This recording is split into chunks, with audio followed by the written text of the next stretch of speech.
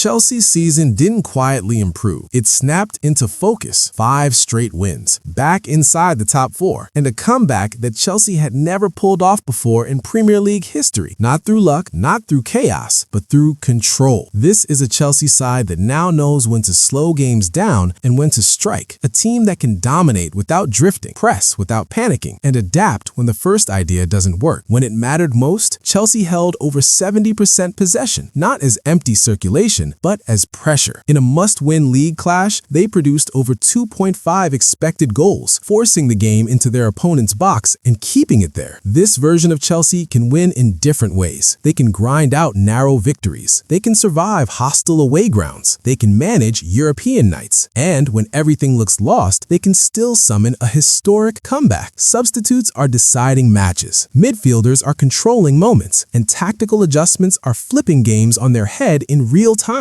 This isn't just a winning streak. It's a structure taking shape, a team rediscovering how to control football matches, not just play them. And that's why this run feels different, because this isn't Chelsea peaking, it's Chelsea starting. But to understand why this Chelsea feels so different now, you have to rewind, not to a collapse, not to a crisis headline, but to something quieter and far more dangerous: control without certainty. For weeks, Chelsea looked like a team doing everything except winning football matches. They had the ball, they had territory, they had long spells of dominance, but they didn't have security. One win in 7 league games told the story brutally, not just of poor results, but of a team slowly losing belief in itself. Matches followed the same script. Chelsea would start well, they would control possession, they would pin opponents back, and then one moment, one mistake, one transition, and suddenly the game felt like it was slipping away. This was the fragile Chelsea, a side that could look composed for 30 minutes and completely unrecognizable for the next 10. Possession became a mask. Safe passes, sideways circulation, long spells on the ball that felt reassuring on paper, but never truly dangerous. Every missed chance felt heavier than the last. Every goal conceded felt inevitable, not because Chelsea were outplayed, but because they no longer trusted what would happen next. That lack of trust spread everywhere, from the pitch to the bench, from the bench to the stands. You could feel it in the hesitation, in the slow tempo after setbacks, in the way games tightened instead of opening up. This wasn't a team short on talent. It was a team short on belief, a team without a reliable response when things went wrong. And that's why this chapter matters, because before Chelsea could start winning again, they first had to stop being so easily breakable. Fragility doesn't exist in a vacuum. Eventually, it demands a price. By the turn of the year, Chelsea had reached that point. January 1st, 2026 marked the end of Enzo Maresca's time at the club. On the surface, the numbers were damning enough. Just 1 win in 7 Premier League matches, a run that quietly drained belief and loudly raised alarms. But the real damage ran deeper than results. Reports at the time pointed to fractures behind the scenes, tension between ideas, strained relationships, the kind of internal erosion that turns a rough spell into a breaking point. In the league table, the picture was equally unforgiving. Chelsea sat 15 points behind Arsenal, the leaders, close enough to the top 4 to keep hope alive, far enough from the title race to feel the season slipping away. This wasn't a squad that had forgotten how to play football. It was a squad that had stopped being dependable. Chelsea could dominate a match for long stretches and still look like the team most likely to concede next. They could control possession without controlling outcomes. That's when trust breaks, when players stop trusting the system, when the bench stops trusting the flow of the game, when supporters stop trusting that control will eventually turn into goals. And once that happens, no tactical diagram can save you. Maresca didn't lose his job because Chelsea lacked quality. He lost it because Chelsea no longer felt reliable to anyone. The end of his era wasn't sudden. It was the inevitable conclusion of a cycle that had run out of belief. And with that exit, Chelsea weren't just changing a manager. They were searching for certainty. Every season has a moment where the truth shows itself. For Chelsea, that moment came away at Craven Cottage, January 7th, 2026. Fulham 2, Chelsea 1. The scoreline alone doesn't explain it. The context does. Chelsea were already walking a tightrope when the game tilted against them. In the 22nd minute, Marc Cucurella was sent off, an early red card that didn't just change the match, it exposed everything. Down to 10 men, hostile crowd, momentum gone. Chelsea fought. They even found a way back into the game briefly, but the pattern was painfully familiar. Once the match slipped out of balance, there was no anchor, no calming mechanism, no plan to slow the game down and regain control. This was fragility in real time. Possession came and went, territory was still there in flashes, but it never felt dangerous enough to change the night. And here's the detail that makes this match symbolic. Liam Rosenior was watching, not from the touchline, from the stands. Before he ever gave an instruction, before he ever shaped a training session, he saw exactly what Chelsea were carrying: a team without a safety net, a team where one moment of chaos could unravel the entire structure. The Fulham match highlighted 3 problems Chelsea could no longer hide. First, game state vulnerability. Once the match turned, red card, crowd, momentum, Chelsea had no reliable response. Second, discipline under pressure. When margins are already thin, one rash decision can collapse the entire night. And third, control without punishment. Chelsea could still move the ball, but far too often it was possession that reassured no one and threatened nothing. After the match, the language was telling. Fight shown. Good response after adversity. Empty praise for another empty outcome. This wasn't bad luck. This was a warning, because when a team keeps losing games like this, it's not about effort anymore. It's about identity. And at Craven Cottage, Chelsea's old identity finally ran out of road. By the time Chelsea walked away from Craven Cottage, the problem was no longer hidden. It wasn't about tactics, it wasn't about formations, and it definitely wasn't about talent. It was about trust. Chelsea had become a team that didn't trust itself, not in moments of pressure, not after setbacks, sometimes not even when they were on top. The squad was full of quality: international players, technically gifted midfielders, defenders capable of dominating duels. But none of that matters if a team doesn't believe in what comes next. One win in 7 league matches does that to you. It turns football into anxiety. Every missed chance feels louder. Every conceded goal feels pre-written. You could see it in the hesitation, in the extra touch, in the way control vanished the moment something went wrong. Chelsea didn't lack possession. They lacked conviction. They didn't lack ideas. They lacked a reliable response when those ideas failed. That's what separates good teams from fragile ones. Not how they play when everything is working, but how they behave when it isn't. Without trust, structure collapses. Pressing becomes half-hearted. Build-up becomes cautious. Risk disappears, and with it, threat. And when that happens, identity fades. Chelsea weren't sure who they were anymore. A possession team that didn't hurt opponents. A pressing team that couldn't sustain pressure. A talented squad without a clear emotional core. That's why the change ahead had to be deeper than a new voice on the touchline. Chelsea didn't need inspiration. They needed reliability. A way of playing they could fall back on. A structure that held firm under stress. An identity that survived mistakes. Only then could belief return. And only then could the rebuild truly begin. When the reset finally came, it didn't arrive with noise. There was no tactical revolution announced. No dramatic promises. Instead, Liam Rosenior did something far more dangerous. He simplified. Chelsea didn't need more ideas. They needed clarity. From the very first matches, the shift was subtle but unmistakable. Not in the formation on the team sheet, but in the logic of how Chelsea played. Where the passes went, when the press triggered, what happened the moment possession was lost. The blueprint was clear. Possession with purpose. Chelsea began circulating the ball not to look tidy, but to bait pressure. Short passes, calm tempo, draw the opponent forward. Then accelerate. Vertical passes through the lines. Quick switches. Arriving in the final third at speed, not slowly. It was controlled aggression. Structurally, the base was simple. A 4-2-3-1 that protected the center of the pitch. Moises Caicedo became the all-action shield, breaking attacks, winning second balls, and setting the tone. Enzo Fernandez became the rhythm, not just recycling possession, but choosing the exact moments to step forward and hurt teams. Ahead of them, Cole Palmer operated as the glue, the player who turned structure into creativity, finding pockets, linking phases, making the system breathe. After weeks of chaos, repeatability was the goal. One of the clearest fingerprints of Rosenior's Chelsea was the use of the fullbacks, not fixed, not predictable. Sometimes they inverted into midfield, adding control, securing second balls, and killing transitions. Other times, they overlapped aggressively, pinning pulling wide players back and stretching defensive lines. Two solutions to one old problem. Out of possession, the philosophy was just as precise. Chelsea pressed hard, but not wildly. Lose the ball, immediate counterpress. Force the opponent's head down. If the press failed, drop. Compact mid-block. Show the ball wide. No panic. No sprinting for 90 minutes. This wasn't chaos football. It was balance. And slowly, something changed. Chelsea stopped looking breakable. Even when performances weren't perfect, the structure held. This was the foundation. The part you don't always notice in highlights, but the part every successful team is built on. Because once this blueprint is in place, winning stops feeling random, and belief has something solid to stand on. A blueprint only matters once it survives reality, once it's tested in different stadiums, under different pressures. That's when Chelsea's new identity stopped being theory and started becoming proof. The early wins didn't all look the same, and that was the point. Take the 2-0 victory over Brentford. On the surface, it wasn't a dominant performance. Chelsea generated 1.59 expected goals and took just 6 shots. Brentford, meanwhile, registered 1.52 xG from 15 attempts, but the clean sheet held. That wasn't luck, that was structure. Chelsea controlled the match, not by overwhelming it, but by denying momentum. Transitions were smothered, second balls were secured, danger was managed. It was a quiet kind of control, the kind teams learn when they're growing up. Then came Europe, a different test, a different rhythm. Away against Pathos, Chelsea didn't sparkle, they endured. The breakthrough arrived late, a close-range header from Caicedo after a flick-on from Benoit Badiashile at a corner. One goal, enough, because this version of Chelsea didn't need perfect football to win. They could lean on pressure, set pieces, and persistence. The system traveled. The same was true in the league. The 3-1 away win at Selhurst Park mattered for more than the scoreline. It was Chelsea's first Premier League away win under Rosenior, a checkpoint moment, the kind that quietly shifts belief inside a dressing room. By now, the pattern was clear. Chelsea weren't relying on one star. They were relying on repeatable ideas. Bait the press, break the lines, control the center, adapt the fullbacks, manage games without panic. The results stacked up because the process held. This wasn't a team riding a hot streak. It was a team learning how to win in multiple ways. And once that happens, the next test is inevitable, because real belief only arrives when the system is pushed to its limits, and that moment was coming. Every system faces its trial. Every philosophy is tested. For Chelsea, that test came in one of the most dramatic ways possible. West Ham, home, 2 goals down at halftime. Never before had Chelsea come back from 2-0 down at the break in Premier League history. The odds were stacked, the crowd roaring against them, the momentum lost. But Rosenior's Chelsea had a new weapon: structure under pressure. The first half wasn't chaos, it was a trap. Chelsea held 87% possession in the opening 15 minutes, but it counted for little. Brentford, meanwhile, allowed safe circulation, inviting Chelsea into a false rhythm. Then, with precise spacing and timing, they exploited every gap left behind, particularly down Chelsea's left flank. The opening goal came early, in the 7th minute, but it was West Ham's planning that punished defensive lapses. By the 36th minute, the second goal doubled the deficit. Chelsea had volume, possession, and territory, but no incision. And then, an injury. Jamie Gittins forced off in the 26th minute. Chelsea's balance shifted. It was now a real stress test, a game that could have broken any fragile team. At halftime, Rosenior didn't panic. He didn't just rotate, he rebuilt. 3 substitutions, each addressing a tactical leak. Wesley Fofana added aggression and ball progression from the back. Marc Cucurella stabilized the left side and became a natural link in midfield. João Pedro reshaped the attacking front, adding presence in the box, aerial threat, and creativity in central channels. The second half wasn't just better, it was a masterclass in controlled comeback. Chelsea's possession became layered, wave after wave of pressure, second balls secured, attackers arriving at exactly the right moment. The equalizer was textbook. Cucurella arriving to meet a cross, heading home. Not luck, not a wonder strike. Pattern, structure, repetition. And the winner? Pedro, with a calm finish under pressure after Enzo Fernandez's clever side foot delivery. Every step orchestrated, every movement part of a system. Even in stoppage time, when West Ham's Todd saw red for violent conduct, Chelsea's composure never faltered. The game was no miracle. It was proof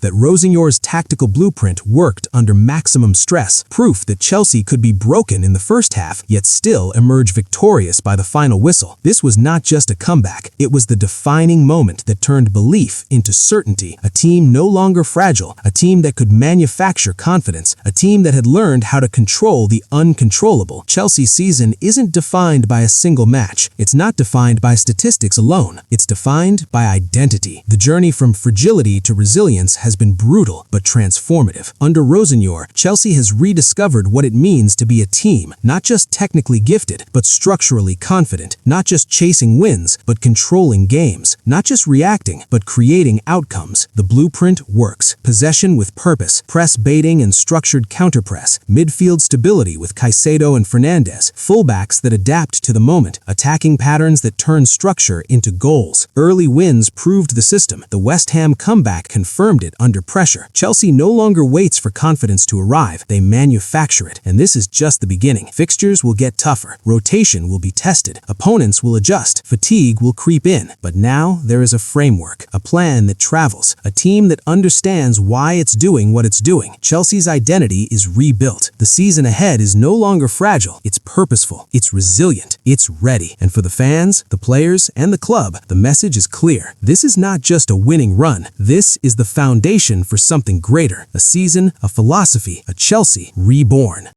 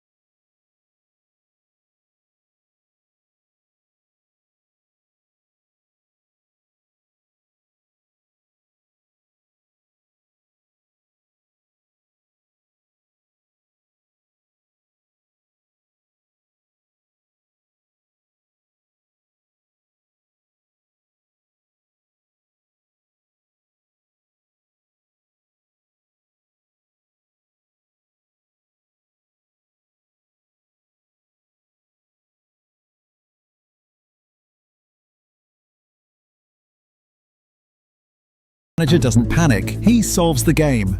During this streak, Chelsea also beat Napoli 3-2 and crucially did it in a way that travels: composure, problem-solving and finishing quality. From the match stats, Chelsea had 54% possession, attempted 11 shots to Napoli's 8 and matched shots on target at 5-5. Match coverage framed it as Chelsea finishing 6th in the Champions League phase and going straight into the round of 16, the kind of milestone that changes dressing room belief overnight. And the headline detail that matters for your narrative. João Pedro scored 2 of the goals. Not just a good game, but a game that announces him as a deciding level forward for this system. That's a tactical marker. When your forward can score in different ways under pressure, not just tap-ins, your whole attack becomes harder to defend. And then the run reaches its most revealing moment. 3-2 versus West Ham United. Chelsea finished that match with 70.3% possession, 2.55 XG to 1.12, 700 passes at 89% completion, 9 corners and 36 touches in West Ham's box.